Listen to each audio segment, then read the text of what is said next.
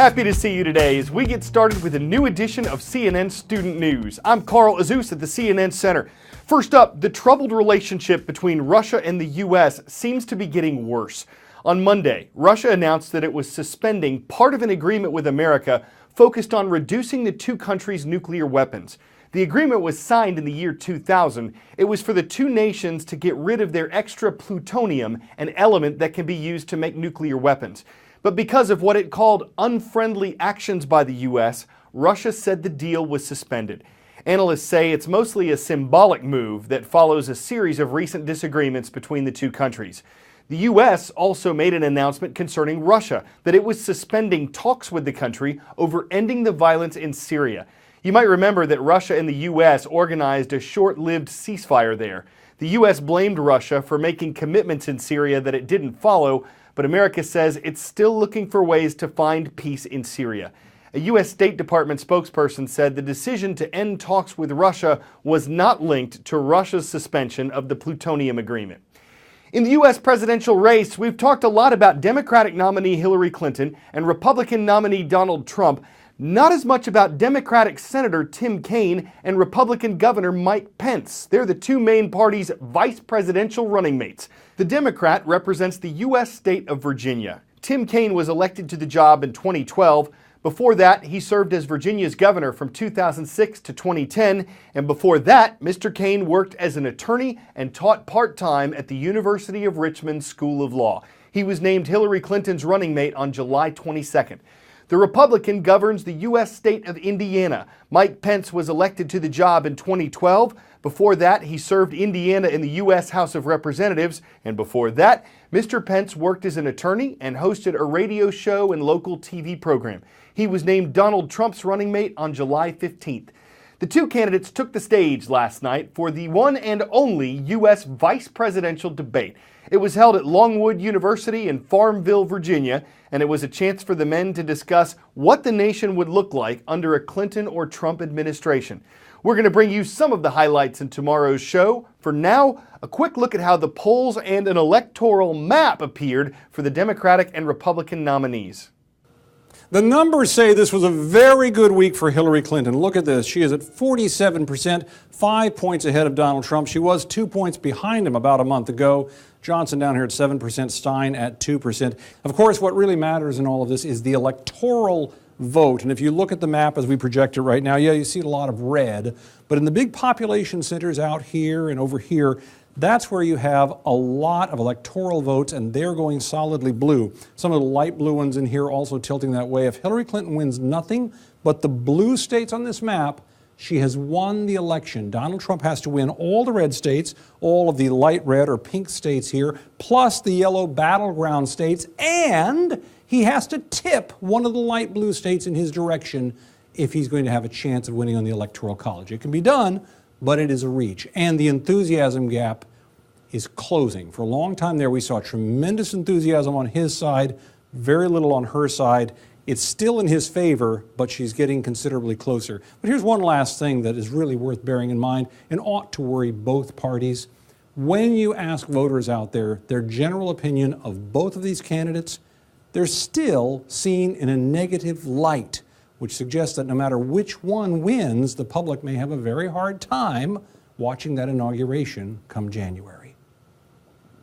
And no matter which candidate wins, he or she could have a very strenuous time determining the nation's new foreign policy. In addition to Russia, in addition to Syria, there are several international challenges awaiting the next U.S. president. One of them, involving the communist nation of North Korea, might not even wait for Inauguration Day. The U.S.-based Center for Strategic and International Studies says North Korean leaders have routinely tried to ramp up international tensions, especially around U.S. elections. North Korea has conducted missile tests and nuclear tests as a way of trying to intimidate U.S. leaders. Though fighting in the Korean War ended in 1953, the North has remained a U.S. rival. North Korea could be the biggest global headache facing the next U.S. president. Here's why.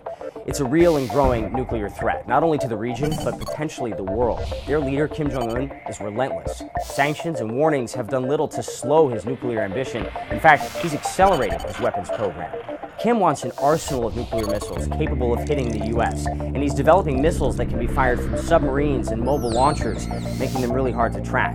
So the next U.S. president faces two challenges. One, trying to convince North Korea's unpredictable young leader to give up his nukes, and the other challenge is to be prepared for any scenario, including an attack. On a list of endangered species, you might not expect to see bees. But for the first time, some types of bees are now protected under the U.S. Endangered Species Act. Specifically, we're talking about yellow-faced bees. They're native to the islands of Hawaii. They're said to look like small wasps, but they have unique yellow and white marks on their faces that help distinguish them. 7 species of yellow-faced bees are now officially classified as endangered. And experts say this is actually a good thing for them. It provides money for their protection. It allows officials to start programs to help them recover. There are both man-made and natural threats to these insects: destruction of their habitat, invasive species, wildfires, droughts, tsunamis, and hurricanes. And some of the problems they're facing are shared by bees around the world. It's bizarre. When a beekeeper goes into his hive, he'll find a queen. She's healthy, laying eggs. Find maybe food, some honey, pollen stores. You won't see many signs of a disease outright, but the bees are gone, and it's so mysterious. Where did they go? We just don't know, and that's what we call colony collapse disorder. My name's Noah. I'm a beekeeper. In 2006, October to December, an alarming number of commercial bee colonies were dead in Pennsylvania, and this is really when we start talking about modern-day colony collapse disorder. People like mysteries because it's an interesting story, but this is a really important story. We need honeybees for their role as pollinators of over 130 crops that humans depend on, fruits and vegetables. They contribute over $15 billion annually just to the U.S. economy alone. It's hard to determine the causes of colony collapse disorder because there are no bodies found. How can we find out how something died without a body? There have been some obscure hypotheses ranging from cell phones to aliens.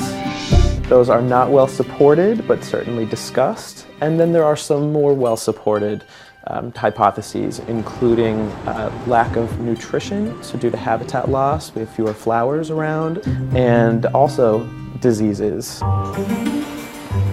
Here in the United States, we have a lot more talk in the news and amongst scientists and researchers about the effects of pesticides on honeybee health, specifically with regard to this neonicotinoid class of pesticides. Some things that our research focuses on is vaccines for bees. It's a totally unique approach. Regardless of what is killing them, we're already looking at how to make them healthier. Bees are important. We need the bees because we need food. Bees need us because now bees are doing much better in managed colonies than in feral colonies. They're healthier when they're managed. So this interrelationship that we have over evolutionary time has just forced the two of us, humans and bees, together.